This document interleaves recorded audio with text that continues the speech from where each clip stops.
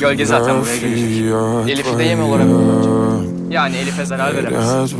Söz konusu insanın sevdikleri olunca ruh da beden de söz dinliyor.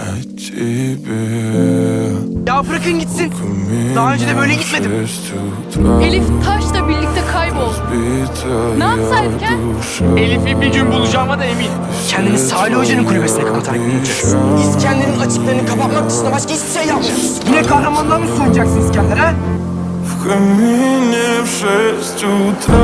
Zaten Elif'i kaybettiğimiz yetmiyormuş gibi.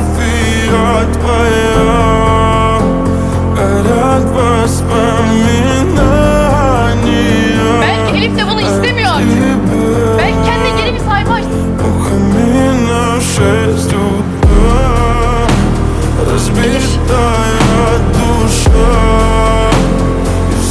Elif hakkında hiçbir şey bildiğim yok. Sen biraz duygusalsın değil mi? Duygular hakikati görmeni engeller. Твой маяк подарил мне боль. Bu sefer eminim o Elif. Устал я жить, все обиды İnanmıyorsun. тая.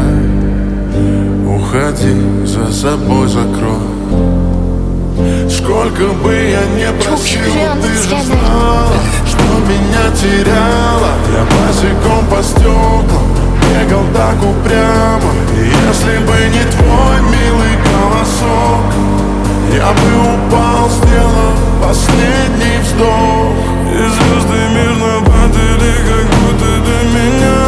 Я каждый раз загадывал тебя не потерять, но больше не могу, я просто мучаю себя.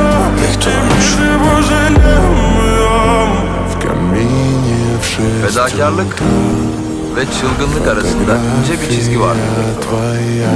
Sevmek kalbinden fazlasını acıtabilir. Воспоминания о тебе.